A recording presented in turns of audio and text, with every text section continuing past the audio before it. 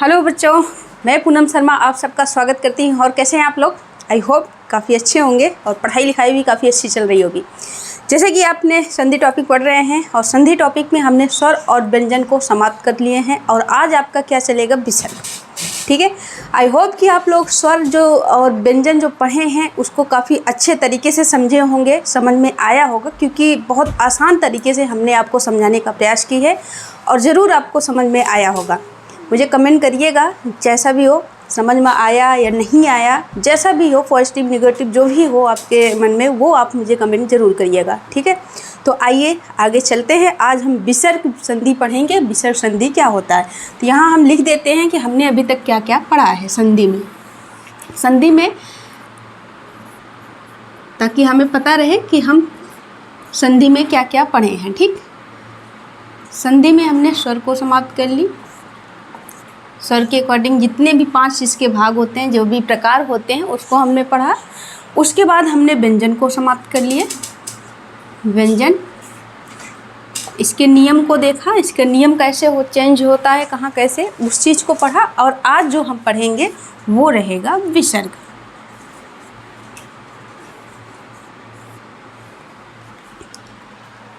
ठीक, आज हम विसर्ग संधि पे बात करेंगे। तो हेडिंग डाल लीजिए संधि।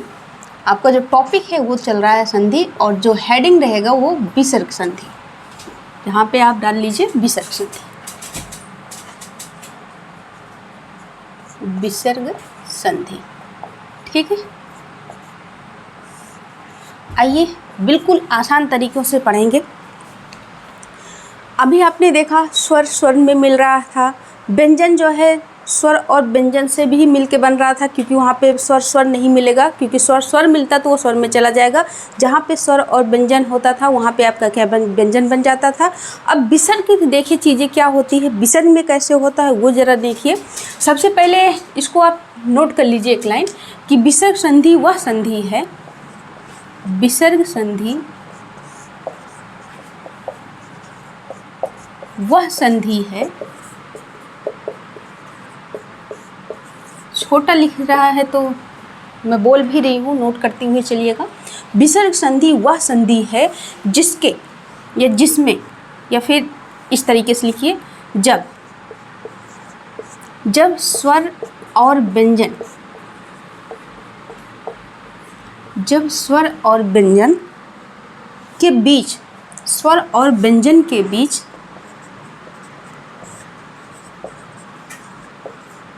विसर्ग आ जाए।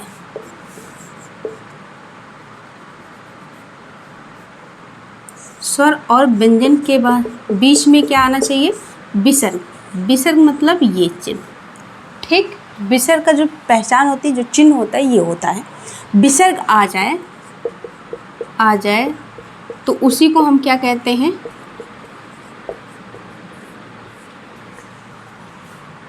उसी को विसर्ग संधि कहते हैं।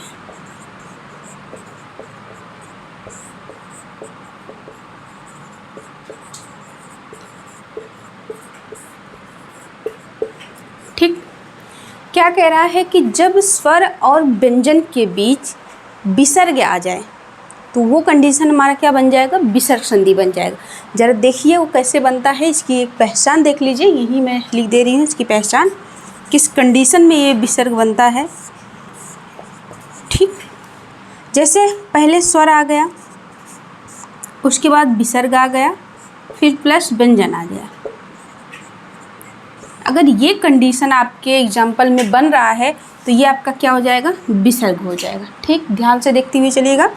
अगर दूसरा कंडीशन बन रहा है, पहले व्यंजन आ जाए, उसके बाद विसर्ग आ गया है, फिर प्लस उसके बाद स्वर आ गया, तो ये कंडीशन क्या बन रहा है, विसर्ग बनेगा। ठीक है, अगला देखिए, अगर जैसे व्यंजन हो रहा है, पहले में व्यंजन आ रहा है, उसके बाद विसर्ग होगा, विसर्ग लगेगा। अगर उसके दूसरे खंड में अगर आपका क्या आ जाएगा, व्यंजन, फिर व्यंजन आ रहा है, तो ये क्या कंडीशन हो जाएगा, आपका विसर्ग बन जाएगा। ध्यान दीजिएगा, यहाँ पे हमने व्यंजन संधि में ये भी पढ़ा था कि जहाँ पे व्यंजन प्लस व्यंजन रहेगा वहाँ पे व्यंजन संधि होगा, लेकिन यहाँ पे भी देख रहे हैं कि यहाँ पे भी व्यंजन और व्यंजन है, लेकिन बीच में हमारा क्या दिया गया है, विसर्ग दे दिया है। तो अगर यहाँ पे विसर्ग है तो ये हमारा क्या हो जाएगा, विसर्ग संधि हो जाएगा। ठीक, अगला क्या कंडीशन बन सकता है, अगर इधर स्वर है फिर विसर्ग है उसके बाद स्वर है तो ये कंडीशन हमारा क्या बन जाएगा, विसर्ग संधि बन जाएगा। ठीक है, ये दो कंडीशन में थोड़ा बच्चे कंफ्यूज हो जाते हैं कि व्यंजन व्यंजन तो व्यंजन में बनेगा, स्वर स्वर है तो स्वर में जाएगा, बिल्कुल सही है, लेकिन अगर विसर्ग दिया है तो ये विसर्ग में जाएगा। ध्यान दीजिएगा, अभी हम उसको समझेंगे कैसे क्या हो रहा है चीज़ें। पहले अभी इतना आप देखिए, इसको नोट करिए तसल्ली से, उसके बाद इसमें भी नियम है, जैसे कि हमने आपको व्यंजन में बताया था कि व्यंजन और विसर्ग जो होता है इसमें नियम चलते हैं, तो इसमें भी नियम है और इसमें भी कुछ इम्पॉर्टेंट नियम पे हम बात करेंगे। नियम तो बहुत सारे हैं लेकिन सिर्फ इम्पॉर्टेंट नियम पे बात करेंगे, तो इसका स्क्रीनशॉट ले लीजिए, उसके बाद फिर आगे चलते हैं।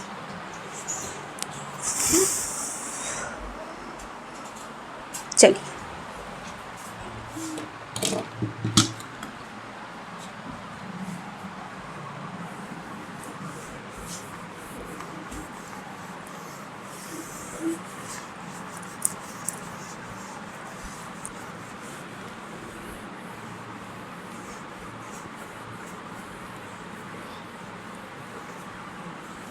नियम नंबर पहला हेडिंग डाल लीजिए। नियम नंबर पहला,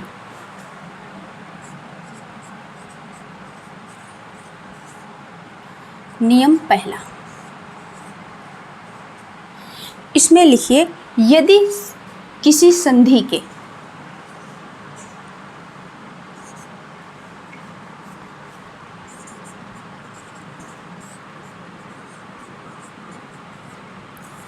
यदि किसी संधि के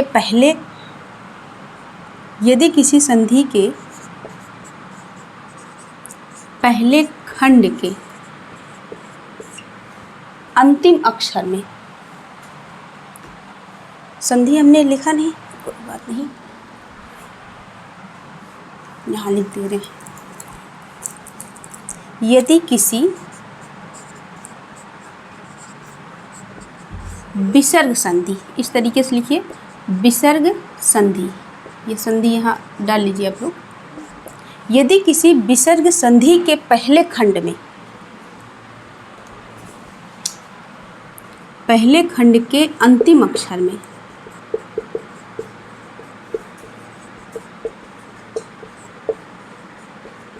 छोटा आ आए, छोटा आ आए,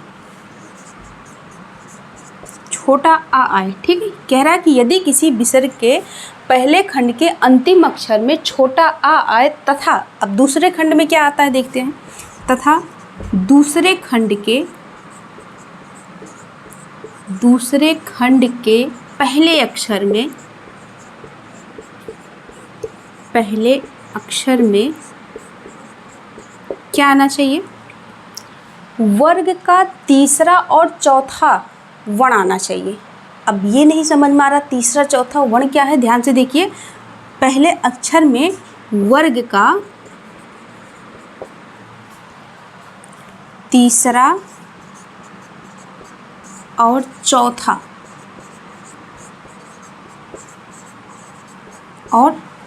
वर्ण आए, वर्ण, और ये तो आए ही आए, तीसरा और चौथा वर्ण आए, और क्या आना चाहिए वो भी देखिए, अंतःस्था, अंतःस्था, अंतःस्था।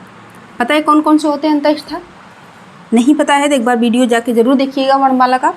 अंतःस्था आपका 4 होते हैं, या, रा, ला और वा, ये आए। ध्यान दीजिएगा, इसमें बच्चे कंफ्यूज रहेंगे। कह रहा है कि पहले में तो सिंपल सा है, छोटा आ जा रहा है, लेकिन जो दूसरे खंड में बता रहा है वो तीसरा और चौथा वर्ण आना चाहिए, और उसके बाद क्या आना चाहिए, अंतःस्था आना चाहिए, या, रा, ला, वा, और क्या आना चाहिए, हा आना चाहिए, हा आए। तो विसर्ग का ओ हो जाता है, तो विसर्ग क्या हो जाएगा, तो विसर्ग अब किस में परिवर्तन ले लेगा, ओ में परिवर्तन ले लेगा, तो विसर्ग का ओ हो जाएगा, ओ हो जाएगा, ओ हो जाएगा। क्लियर? यहाँ तक ये पॉइंट क्लियर है कि नहीं? ध्यान से पहले चीज़ें पढ़िए, क्या बोल रहा है आपको। इसमें कह रहा है कि यदि किसी विसर्ग संधि के पहले खंड के अंतिम अक्षर में छोटा आ आए, बस और कुछ नहीं आना चाहिए, तथा दूसरे खंड के पहले अक्षर में वर्ग का तीसरा और चौथा वर्ण आए। अब कह रहे हैं मैम आपने तो सब कुछ बता दिया, ठीक है, तीसरा और चौथा वर्ण आए, अंतःस्थ आए, यारा लावा और हा आए, लेकिन ये जो वर्ग का तीसरा और चौथा वर्ण है ये क्या है? ध्यान से देखिए, जो वर्णमाला पढ़े होंगे ज़रूर इसको पता होगा, नहीं पढ़े हैं तो ध्यान से देखिए। जो तीसरा और चौथा वर्ण है, थोड़ा मैं कलर चेंज कर देती हूँ। तीसरा और चौथा वर्ण अगर आपको नहीं पता है तो सबसे सिंपल, आपको याद करने की कोई ज़रूरत नहीं, उसे रटने की नहीं ज़रूरत है। आप अपना क्या करिए, इसको लिख लीजिए और सिंपल से आपको पता चल जाएगा तीसरा और चौथा वर्ण कौन सा होते हैं। तो यहाँ लिख लीजिए का, खा, गा, घा, अंगा, चा, छा, जा, झा, इया, टा, ठा, डा, ढा, आना, ता, था, दा, धा, ना, पा, फा, बा, भा, मा। अब इसमें देखिए क्या कह रहा है कि तीसरा और चौथा वर्ण आना चाहिए, तो ये हमारा क्या हो जाएगा, पहला, ये दूसरा, ये तीसरा, ये चौथा, ये पांचवा। सिंपल से कह रहा है तीसरा और चौथा वर्ण आना चाहिए, अर्थात ये दोनों आना चाहिए। पता चला? ठीक। अब कई बच्चे तो यही रटने लगते हैं, रटना नहीं है, रटोगे तो भूल जाओगे, कितना रटोगे। बस नहीं पता है चुपचाप इसको लिख लीजिए। और जो बोल रहा है तीसरा और चौथा, तीसरा क्या है, गा है, घा है, जा है, झा है, डा है, ढा है, दा है, धा है और बा है और भा है। बस यही तीसरा चौथा वर्ण आए और अंतःस्थ आए और क्या आए आपका, हा आए, तो वो क्या विसर्ग अपने में क्या हो जाएगा, ओ का रूप ले लेगा, अर्थात ये ओ में परिवर्तन हो जाएगा। चलिए ज़रा इसका एग्जाम्पल लेके समझते हैं। एग्जाम्पल क्या है, मनोयोग। उदाहरण डाल लीजिए यहाँ पे,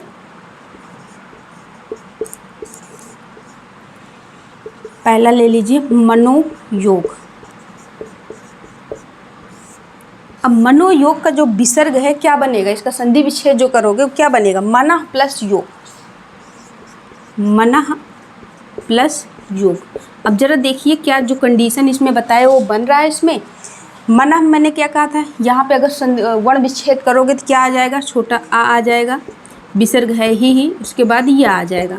जरा देखिए क्या कंडीशन हमारे नियम में बन रहा है। पहला वो कह रहा है कि पहले के अंतिम अक्षर में आ आना चाहिए, ठीक है, पहले के अंतिम अक्षर में आ गया, विसर्ग को लगा ही रहेगा। उसके बाद क्या कह रहा है, दूसरे के पहले अक्षर में तीसरा या चौथा वर्ण आए, या तो फिर या, रा, ला, वा, हा आए। तीसरे और चौथे वर्ण में आपको ये कहीं या दिख रहा, हमारा तो या आया है, या हमारा कहाँ दिख रहा है, यहाँ दिख रहा है, अर्थात अगर ये कंडीशन हमारा यानी सही है, बन रहा है, तो वो अब किस में आ जाएगा, आपका ओ में परिवर्तन हो जाएगा। अब ये जो हमारा विसर्ग है ये क्या हो जाएगा, ओ में परिवर्तन हो जाएगा। ठीक, अच्छा, अब ये नियम है, इसमें हमने आपको कहा था कि अगर यहाँ पे आपने अभी तक देखा थोड़ा सा व्यंजन में हल्का सा चेंज हुआ था ना, ये वो भी क्रम ऐसे ही चला था, लेकिन यहाँ पे क्या है कि मन जो है इसमें आ निकाल लेंगे तो ये क्या बन जाएगा, मन, इस तरीके से बन जाएगा। लेकिन यहाँ पे ये नियम है, हमने आपको बोला था नियम है तो कुछ भी कर सकता है, इसलिए इसको हम मना उतार लेंगे। ठीक, मना इसमें उतार लेंगे इसको, बाकी उसको कुछ नहीं छेड़ना है। उसके बाद ओ आ जाइए, ओ हो जाएगा, बस उसके बाद योग। ये मैंने कहा था कि जो भी स्वर है वो सदैव आगे अपने जुड़ेगा, तो ये क्या हो जाएगा, मनोयोग। ठीक, ये क्या बन जाएगा, मनोयोग। क्लियर है? नहीं क्लियर है तो एक एग्जाम्पल और देखते हैं, वो ज़रा देखते हैं। दूसरा आप लिखिए तपोभूमि। तपोभूमि, इसका क्या बन जाएगा, तपोभूमि का संधि विच्छेद क्या होगा, तप प्लस भूम, तपा, तपा भूम। तो यहाँ क्या आ जाएगा, आ, ये आपके विसर्ग हो गया, यहाँ क्या हो गया, भा। क्या देखिए आपके यहाँ नियम में भा कहीं दिख रहा है, भा का कंडीशन आ रहा है कहीं, बिल्कुल आ रहा है, क्यों नहीं आ रहा है, ये आ रहा है। तीसरे और चौथे में आ रहा है, ठीक है। तो ये क्या फिर आपका हो जाएगा, ओ में परिवर्तन हो जाएगा, और जब ये ओ में परिवर्तन होगा तो फिर क्या हो जाएगा, तप प्लस ओ प्लस भूमि। इस भूमि को हम पूरा लिख लेंगे और क्या हो जाएगा, इसमें जुड़ जाएगा तो क्या हो जाएगा, तपोभूमि। ठीक, आया समझ में। एक एग्जाम्पल और देख लेते हैं, पयोद। पयोद पयोद पयोद का जो आपका संधि विच्छेद होगा वो होगा पयः प्लस द। पयः प्लस द। अब इसके देखते हैं, यहाँ लास्ट में हमारा क्या आ रहा है, उसके बाद द कहीं आ रहा है, बिल्कुल आ रहा है, कहाँ आ रहा है, ये आ रहा है द। ठीक, तो ये हमारा फिर क्या कंडीशन बन जाएगा, विसर्ग हमारा किस में चला जाएगा, ओ में चला जाएगा, और उसके बाद ये पय हम यहाँ पे लिख लेंगे, ये ओ हमारा यहाँ आ जाएगा और ये द हमारा यहाँ आ जाएगा, ये इसमें मिलेगा तो क्या बन जाएगा, पयोद। क्लियर, यहाँ तक ये चीज़ें क्लियर हैं। ये नियम पहला है, ध्यान दीजिएगा, विसर्ग का ये नियम पहला है, और सिंपल सा, आपको कुछ बोला नहीं है, बस पहले का अंतिम अक्षर में क्या आना है, दूसरे के पहले अक्षर में क्या आना है, उसके बाद उसमें किस विसर्ग किस में परिवर्तन हो रहा है, बस यही 3 कंडीशन आपको याद करना है। उसके बाद आप सारे एग्जाम्पल ऑटोमेटिक निकाल लेंगे, ठीक है। तो इसका स्क्रीनशॉट लीजिए, फिर अगले नियम पर चल के देखते हैं। लीजिए,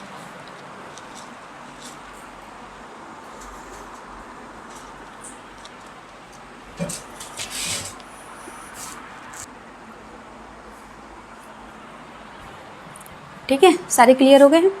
चलिए आइए नियम नंबर दूसरा देखते हैं।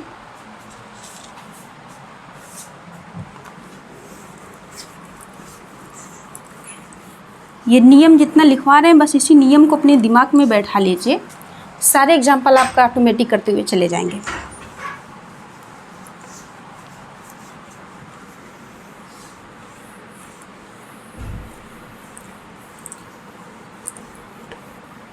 चलिए, नियम नंबर सेकेंड,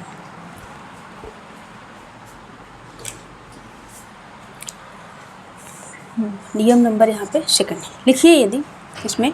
यदि विसर्ग के पहले क्या आ जाए, हर्ष स्वर आ जाए। हर्ष स्वर कौन कौन से होते हैं, हर्ष स्वर 4 होते हैं, आ, ई, उ और री। हर्ष स्वर आ, ई, उ, री आए,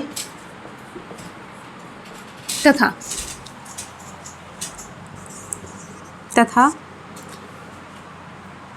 दूसरे खंड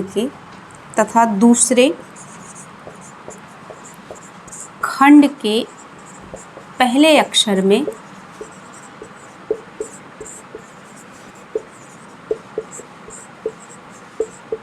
चा, छा और सा, इन तीनों में से कोई भी दिख रहा है तो वो क्या बन जाएगा, विसर्ग क्या, कौन सा परिवर्तन हो जाएगा विसर्ग का, चा, छा या सा आए तो विसर्ग का परिवर्तन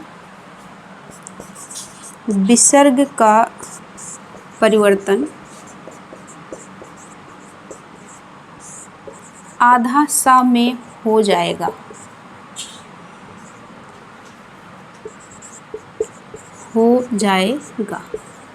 ठीक, क्लियर। यहाँ कह रहा है कि यदि विसर्ग के पहले हर्ष स्वर आए, हर्ष स्वर का आ, ई, उ और री आए, तथा दूसरे खंड के पहले अक्षर में चा, छा या सा आए तो विसर्ग अपना किस में रूप धारण कर लेगा, सा में, आधा सा में। ठीक है, यहाँ तक। चलिए एग्जाम्पल देख लेते हैं, यहाँ पे लिख देते हैं उदाहरण। पहला एग्जाम्पल लिख लीजिए, निश्चल।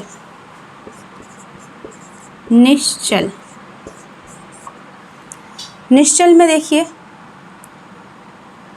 निश्चल होता है, निश्चल या निश्चल होता था। चलिए निश्चल ही लिख लीजिए, हमें तो यहाँ एग्जाम्पल देखना है। ठीक, निश्चल हो गया। तो आप इसको ज़रा देखिए, अगर हम इसका संधि विच्छेद क्या कर रहे हैं तो क्या बन जाएगा इस यहाँ पे, निश प्लस छल, निह प्लस छल। अच्छा छल है ना, हाँ ठीक है, छल, यहाँ पे छल कर लीजिए, छल, निश प्लस क्या हो जाएगा, छल। अच्छा अब ज़रा देखिए, क्या ये जो हमारा यहाँ नियम बता रहा है, क्या ये कंडीशन बन रहा है? देखिए यहाँ पे क्या कर रहा है कि पहले में क्या आना चाहिए, हर्ष स्वर आना चाहिए। हर्ष स्वर के अंतर्गत ये चार हैं तो बिल्कुल आया है, क्या आया है हमारा, छोटी ई आया है। यहाँ पे क्या हो जाएगा, छोटी ई, ठीक। यहाँ पे हमारा छोटी ई आ गया है, विसर्ग लगा ही है। उसके बाद हमारा लास्ट में क्या आ रहा है, चा छा सा, इन तीनों में से कोई आना चाहिए तो हमारा क्या आ गया, छा आ गया है। अगर ये कंडीशन बन रहा है तो किस में हमारा ये परिवर्तन हो जाएगा, विसर्ग आधा सा में, तो ये आधा सा में हो जाएगा। अब ज़रा देखिए यहाँ पे हमने ई निकाल लिए हैं तो यहाँ पे क्या होना चाहिए, आधा ना। क्या हम आधा ना ही लिखेंगे? अगर हम चलिए यहाँ देख लेते हैं, आधा ना लिखते हैं प्लस सा प्लस छल, तो क्या ये हमारा बन पाएगा निश्चल? नहीं बन पाएगा। तो अर्थात हमें आधा ना लिख के यहाँ पे हमें पूरा लिखना पड़ेगा, क्योंकि ये हमारा क्या है, नियम है। तो ये यहाँ पे क्या लिखेंगे आप, पूरा। तो यहाँ नी पूरा आ जाएगा प्लस आधा सा प्लस ये छल पूरा आ जाएगा। अब इसे जब आप करेंगे तो क्या हो जाएगा, निश्चल। ठीक है, क्लियर? चलिए दूसरा एग्जाम्पल देख लेते हैं। दूसरा एग्जाम्पल लिखिए, निश्चय। निश्चय, निश्चय में क्या आ जाएगा, बिल्कुल वही सब जैसे उसमें बना था, नि प्लस चय। यहाँ पे भी छोटी ई, विसर्ग, उसके बाद चा आ गया, चा बिल्कुल आया है हमारे में। कंडीशन फिर किस में हो जाएगा, सा में आ जाएगा, आधा सा में ये बन जाएगा। उसके बाद ये नी हमारा यहाँ पूरा आ जाएगा और आधा सा और चल पूरा यहाँ पे आ जाएगा। तो इस मिलके क्या बन जाएगा, निश्चय। ठीक है, यहाँ तक समझ में आया? एक एग्जाम्पल और लेके समझ लेते हैं, दुशासन। दुशासन, ठीक, दुशासन। दुशासन में अगर हम देखते हैं तो इसमें क्या संधि विच्छेद बनेगा, दुह प्लस शासन, क्या बन जाएगा, दुह प्लस शासन। यहाँ पे ऊ आ गया। अच्छा देखिए ज़रा, पहले में हमारा ऊ कहीं दिख रहा है, बिल्कुल है, ये दिख रहा है। तो यहाँ पे ऊ है, ये विसर्ग आ जाएगा प्लस सा। क्या दूसरे में सा आया है, बिल्कुल है, चा और छा और सा ये आ गया। तो ये कंडीशन हमारा किस में बन जा रहा है, आधा सा में आ जाएगा। फिर उसके बाद क्या हो जाएगा, दो यहाँ पे आ जाएगा, आधा सा ये हम आ जाएगा यहाँ पे, और ये शासन आपका यहाँ पे ये लिख लीजिए। अब क्या हो गया, ये दुशासन। क्लियर? क्लियर है नियम? ठीक, आपने देखा ये तो उससे थोड़ा इजी है, क्योंकि पहला वाला थोड़ा हल्का सा हार्ड था, ज़्यादा नहीं। यदि विसर्ग के पहले हर्ष स्वर आए, हर्ष स्वर में आपने चार देखा, आ ई उ री, तथा दूसरे खंड के पहले अक्षर में चा छा सा आए, ये अगर कंडीशन दिख रहा है तो विसर्ग अपना किस में परिवर्तन हो जाएगा, आधा सा में परिवर्तन होगा, जो कि आपने सारा चीज़ें यहाँ पे देख ही ली है। ठीक, चलिए इसका स्क्रीनशॉट ले लीजिए, उसके बाद आगे चलते हैं चीज़ों को समझते हुए। इसका स्क्रीनशॉट ले लीजिए।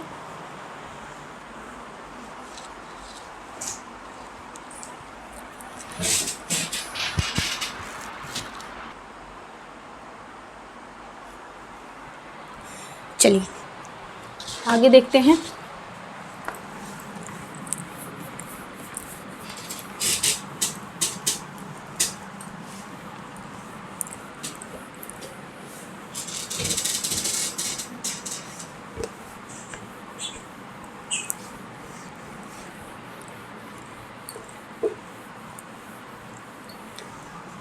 नियम नंबर 3,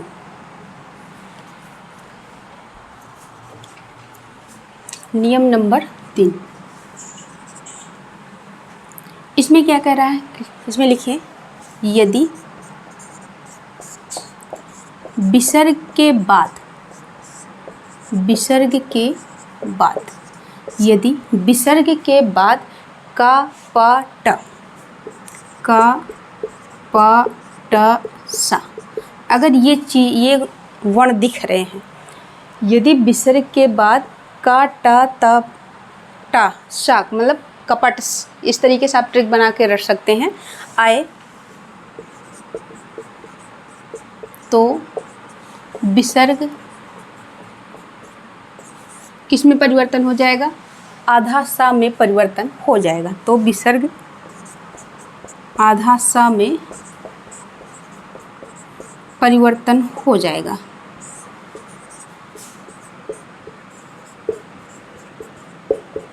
अभी तक आपने ये कंडीशन देखा कि पहले कुछ आ रहा है, पहले खंड के अंतिम अक्षर में कुछ आ रहा है, दूसरे खंड के पहले अक्षर में कुछ आ रहा है।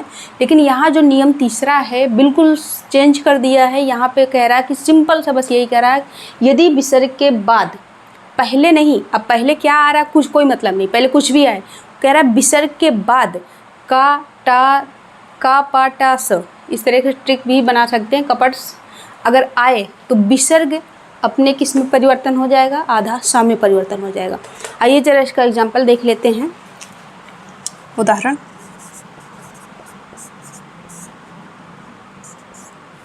पहला नमस्ते। नमस्ते, अगर हम नमस्ते को संधि विच्छेद करेंगे तो क्या हो जाएगा, नमः प्लस ते, नमः प्लस ते। अब ठीक ये कंडीशन बन जाएगा, नमः प्लस ते।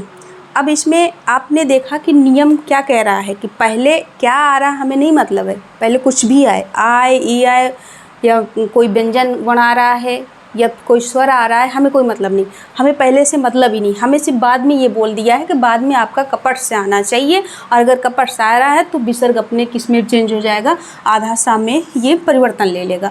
अब हमें पहले से कोई मतलब नहीं, अब हम क्या देखेंगे, सिर्फ विसर्ग देखेंगे। विसर्ग के बाद हमारा क्या आ रहा है, ता आ रहा है, बिल्कुल आ रहा है, ता आ रहा है। नमस्ते, यहाँ पे, अच्छा यहाँ पे ता है जी, टा नहीं है, अच्छा तभी तो मैं सोची कैसे, चलिए कोई बात नहीं।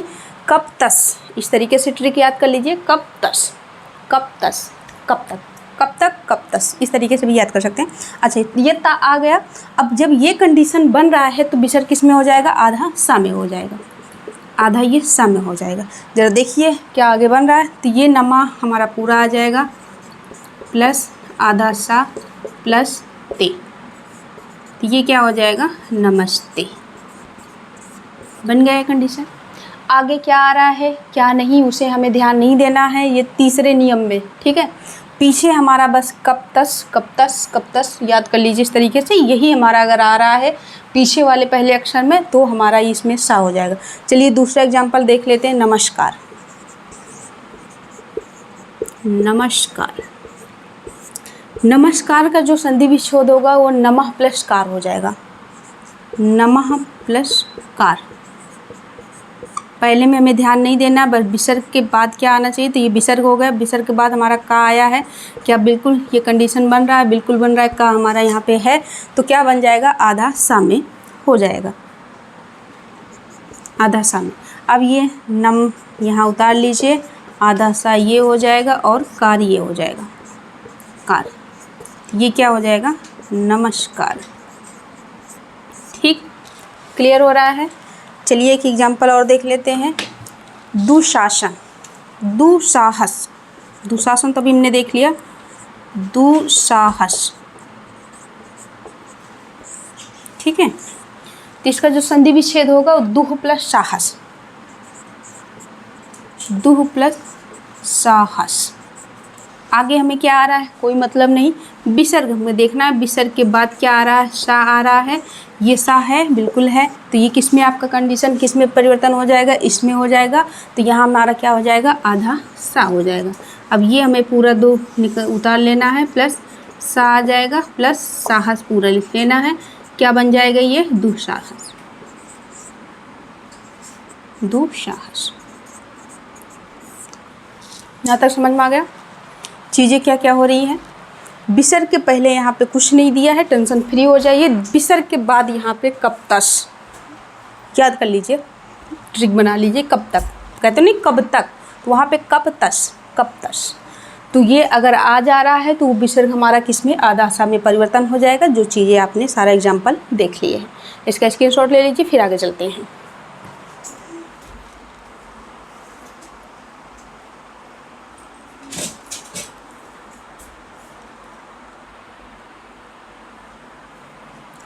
चलिए आइए नियम नंबर 4 देखेंगे।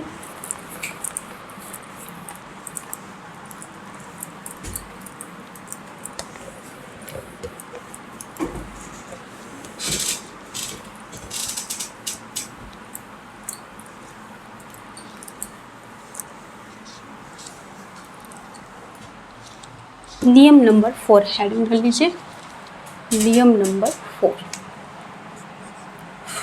ठीक, आइए इसमें लिखिए, यदि विसर्ग के पहले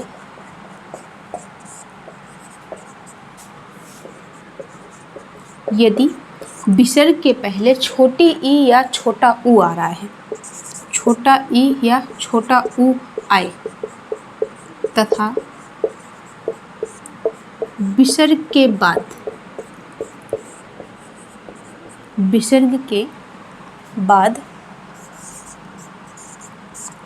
दूसरा पहले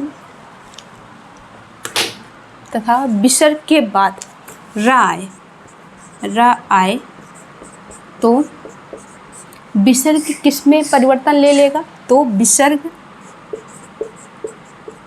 का परिवर्तन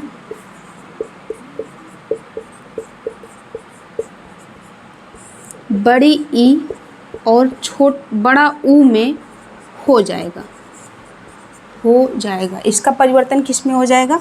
बड़ी ई और बड़े ऊ में हो जाएगा। पहले अगर विसर्ग के पहले छोटी ई और छोटा ऊ आ रहा है और बाद में अगर रा आ रहा है, बाद में क्या आ रहा है? रा आ रहा है, तो इसका परिवर्तन किस में हो जाएगा? बड़ी ई और बड़ा ऊ में ये इसका परिवर्तन हो जाएगा। ठीक है, सिंपल सा है। इसका एग्जाम्पल देखिए ज़रा, एग्जाम्पल से चीज़ें और समझ में आ जाएगी। उदाहरण लिखिए, नीरस का जो संधि विच्छेद होगा वो क्या हो जाएगा? निह प्लस रस। ठीक है, निह प्लस रस हो जाएगा। अच्छा, अब जरा देखिए, निह जो है इसमें क्या आ रहा है? छोटी ई आ रहा है, पहले खंड में छोटी ई आ रहा है, बिल्कुल आ रहा है। तो यहाँ छोटी ई, फिर विसर्ग आ रहा है, उसके बाद रा आ रहा है। बाद में क्या कह रहा था? रा आना चाहिए। तो ये इसमें परिवर्तन ले लेगा विसर्ग अपने, बड़ी ई या छोटा ऊ में परिवर्तन ले लेगा। तो यहाँ पे क्या हो जाएगा? यहाँ पे ई है तो बड़ी ई में परिवर्तन ले लेगा। ठीक है, यहाँ पे बड़ी ई में परिवर्तन ले लेगा। यहाँ पे अब ये मत कंफ्यूज होना मैम, बड़ी ई कहाँ पे लगेगा, बड़ा ऊ कहाँ पे लगेगा। अगर यहाँ पे ई है तो बड़ी ई, अगर यहाँ पे ऊ है तो बड़े ऊ में परिवर्तन लेगा। इसके कंडीशन से ये चेंज होता रहेगा। ठीक है, अब जरा देखिए, अच्छा अब यहाँ पे फिर नियम चेंज कर दिया है। यहाँ पे अब नी आप यहाँ पे ई निकाल लिया है तो क्या बचा है? आधा ना बचा है। तो यहाँ पे पूरा नी नहीं लिख के आधा ना लिखेंगे। ठीक है, उसके बाद यहाँ पे ये बड़ी ई आ जाएगा और यहाँ पे रस पूरा उतार लेंगे और जब ये इसमें मिल जाएगा तो क्या हो जाएगा? नीरस। समझ में आ गए? चलिए एक दो एग्जाम्पल और देख लेते हैं। निरोग, इसका जो संधि विच्छेद करेंगे वो क्या हो जाएगा? निह प्लस रोग।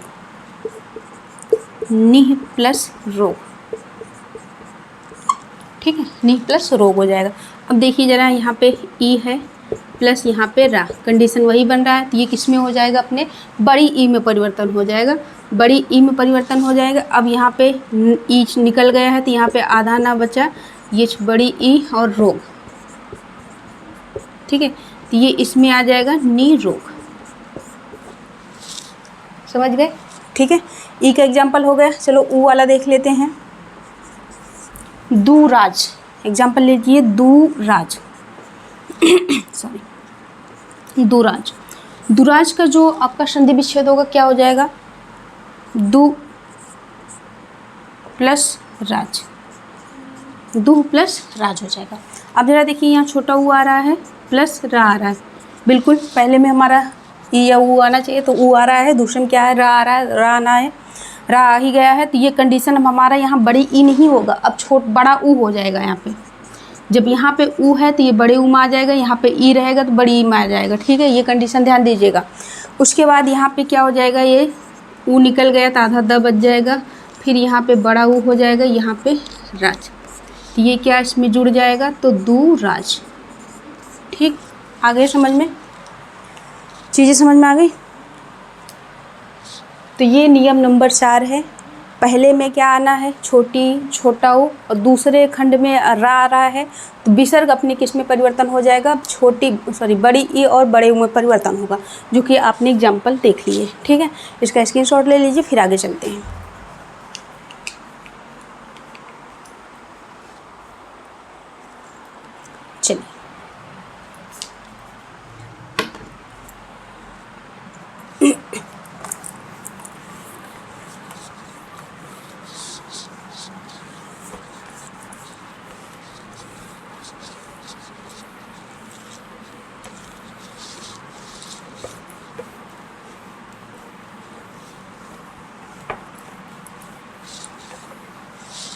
नियम नंबर 5।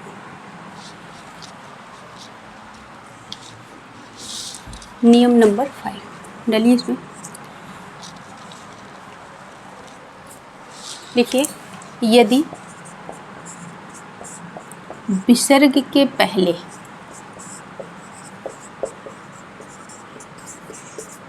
छोटा आ आए, यदि विसर्ग के पहले छोटा आ आए तथा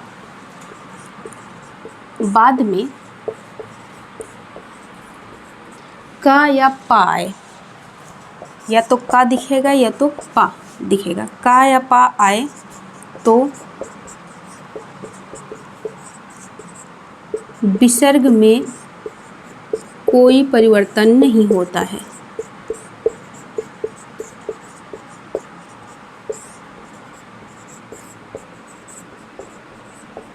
ठीक है, तो कोई परिवर्तन नहीं होता। ध्यान दीजिएगा, इसमें कह रहा है कि यदि विसर्ग के पहले खंड में आ रहा है, छोटा आ रहा है, और दूसरे में क्या आ रहा है आपका का और पा आ रहा है, कप, इस तरीके से इसका ट्रिक याद कर सकते हैं। कप आए तो विसर्ग में कोई परिवर्तन नहीं होगा, अर्थात जैसे है तैसे का ये रहेगा। जरा इसका एक एग्जाम्पल देख लेते हैं। प्रातःकाल, उदाहरण डाल लीजिए। प्रातःकाल,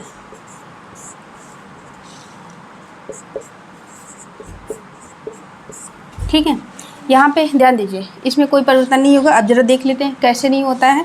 प्रातःकाल हम इस तरीके से इसका संधि विच्छेद करेंगे। ये पहले लिख ही दें, उसके बाद संधि विच्छेद करते हैं ताकि आपको समझने में आसान हो जाए। प्रातःकाल ऐसे ही लिखते हैं हम लोग, ठीक है। इसका जब संधि विच्छेद करना होगा तो हम कैसे करते हैं, प्रातः प्लस काल। अब इसमें कह रहा है कि पहले क्या आना चाहिए, छोटा आना चाहिए, बिल्कुल आ रहा है। उसके बाद विसर्ग प्लस उसके बाद का, मतलब का या पा आना चाहिए। तो ये हमारा का आ रहा है, तो विसर्ग में कोई परिवर्तन नहीं होगा। ध्यान दीजिएगा, इसमें कह रहा है कि विसर्ग में कोई परिवर्तन नहीं होगा।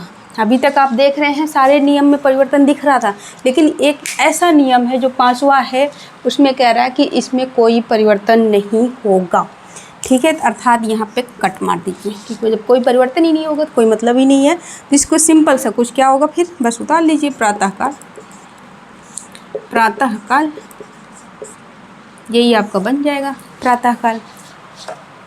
ठीक, यहाँ प्लस कर लीजिए, पूरा लिख लीजिए प्रातःकाल, यही आपका बन रहा है। एक आध एग्जाम्पल और देख लेते हैं। ये पहला हो गया। दूसरा अंतःपुर, अंतःपुर, इसका अगर हम जैसे संधि विच्छेद करते हैं तो क्या हो जाएगा, अंतः प्लस पुर। अब इसमें क्या कह रहा है, छोटा आ रहा है, बिल्कुल आ रहा है, यहाँ पा आ रहा, बिल्कुल आ रहा, कंडीशन हमारा कोई परिवर्तन नहीं हो रहा है।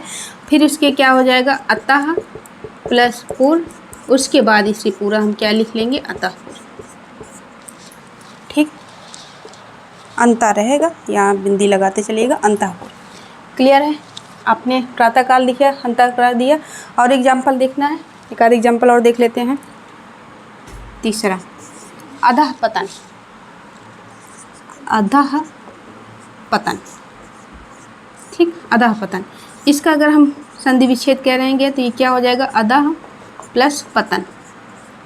यहाँ पे आ रहा है विसर्ग, फिर पा आ रहा है, कंडीशन बिल्कुल का और पा आना चाहिए, आ गया है, तो यहाँ कोई परिवर्तन नहीं होगा। अर्थात ये क्या लिख लीजिए, अधः प्लस पतन, और क्या आपका हो जाएगा, अधः पतन। समझ में आ गए? हमें लगता है इससे इजी कोई नहीं होगा। अभी आपने जितने भी नियम पढ़े सबसे इजी तो हमें लगता है यही है। ठीक है, तो ये आपका क्या है, विसर्ग हो गया है। ये 5 एक जो आपकी इम्पॉर्टेंट है, ये आपके विसर्ग हैं, जहाँ से क्वेश्चन देखने को मिलते हैं। क्वेश्चन तो और भी नियम में देखने को मिलेंगे, उसको हम प्रैक्टिस कराएंगे जब हम प्रैक्टिस सेट कराएंगे तो। ठीक है, जब हम संधि का पूरा प्रैक्टिस क्रम वाइज क्वेश्चन लेके चलेंगे स्टार्टिंग से, तो उसमें हम हर नियम को समझते हुए चलेंगे, क्योंकि वहाँ कई सारे क्वेश्चन रहेंगे, तो वहाँ आप भी चीज़ों को समझेंगे। यहाँ पे जितना अभी आपको व्यंजन पढ़ाया गया, जो विसर्ग पढ़ाया गया, वो सारी चीज़ आपने यहाँ पे देखे, एक पॉइंट इसमें और आप नोट डाल के लिख लीजिएगा, यहीं पे मैं लिख देती हूँ नोट डाल के। इसका स्क्रीनशॉट ले लीजिए, अगर मुझे मिटाना होगा तो मैं मिटा दूँगी। एक बार स्क्रीनशॉट ले लीजिए, फिर मैं यहाँ पे लिख देती हूँ, ठीक है।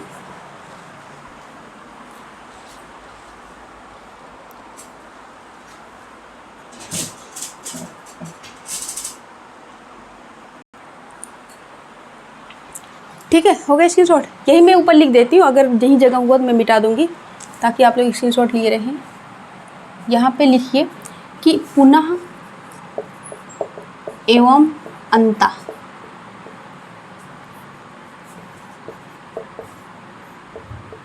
जहाँ पे आपको पहले खंड में पुनः दिख रहा है और अंतः दिख रहा है, तो वहाँ जो ये विसर्ग है उस विसर्ग का रा हो जाएगा। पुनः एवं अंतः दिखे तो विसर्ग का रा हो जाएगा, रा हो जाएगा, ठीक है, हो जाएगा। क्या कह रहा है कि अगर कोई भी आपका शब्द है उसमें पहले पुनः दिख रहा है या अंतः दिख रहा है, तो वो क्या हो जाएगा, विसर्ग क्या हो जाएगा, वो रा में चेंज हो जाएगा। ये अगर आ रहा है और ये आ रहा है तो विसर्ग का रा में चेंज होगा। जरा एग्जाम्पल देख लेते हैं, कौन सा एग्जाम्पल है। जैसे पुनः मुद्रण, यहाँ उदाहरण डाल लेते हैं, पुनः प्लस मुद्रण, ठीक है। अब यहाँ पे आपको पहला पुनः दिख गया, अब ये विसर्ग क्या हो जाएगा, रा में चेंज हो जाएगा। अर्थात हम कैसे लिखेंगे, पुनर्मुद्रण, ठीक है, पुनर्मुद्रण इसी तरीके से लिखते हो। एक एग्जाम्पल और देख लेते हैं, अंतः वाला देख लेते हैं। जैसे हो गए अंतर्धान, यहीं पे नीचे लिख देते हो, अंतः प्लस धान, ठीक है। अब यहाँ पे आपने देखा पहला अंतः हो गया है, अब कह रहा है कि अगर ये आए तो विसर्ग का रा हो जाएगा। यहाँ ये जो विसर्ग है इसका क्या हो जाएगा, रा हो जाएगा। अर्थात ये क्या हो जाएगा, अंतर्धान, ये विसर्ग का रा हो जाएगा और अंतर्ध्यान हो जाएगा, ठीक, क्लियर। ये नोट डाल के लिख लीजिएगा, ये मत लिखिएगा कोई नियम है, बस एक ये अपवाद माना जाता है, तो ये आप नोट डाल के लिख लीजिएगा कि अगर पुनः और अंतः पहले कोई भी शब्द में दिख रहा है तो उसका जो विसर्ग है उसका रा हो जाएगा, ठीक है। तो चलिए आज के लिए इतना ही रखते हैं चीज़ों को, और आपका संधि जो है वो समाप्त हो गया है। आज आप संधि से मुक्ति ले लिए हैं, ठीक है। तो संधि काफ़ी बड़ा टॉपिक था, जो हम चीज़ों को समझे, हर एक पॉइंट पे बात किए जो हमारे एग्ज़ाम के लिए इम्पॉर्टेंट है। हम एक फैक्चुअल पॉइंट पे बात किए थे। बहुत सारे, ये मत कहना कि मैम तब बहुत सारे प्रकार हैं, बहुत सारे पॉइंट हैं, आपने नहीं पढ़ाया। बिल्कुल है, मैं ये नहीं कह रही हूँ कि नहीं है, बहुत सारे नियम हैं, व्यंजन के और विसर्ग के भी बहुत सारे नियम हैं जो मैंने आपको छोड़ाया, क्योंकि जो मुझे इम्पोर्टेंट लगा वो मैंने यहाँ पे डिस्कस की है। बाकी हम प्रैक्टिस में जो प्रैक्टिस करेंगे तो उसमें हम चीज़ों को समझेंगे। तो इसका आप लोग स्क्रीनशॉट वगैरह ले लीजिए। फिर आज के लिए इतना ही रखते हैं, आगे फिर मुलाकात होगी। और आगे आप लोग अगर खुद बताना चाहें कौन सा टॉपिक पढ़ना चाहें तो हम उसी को लेके आएंगे, नहीं तो फिर हम अपनी खुद से देखेंगे। आप स्क्रीनशॉट ले लीजिए इसका। चलिए फिर आज के लिए इतना ही रखते हैं। ओके, धन्यवाद, थैंक यू।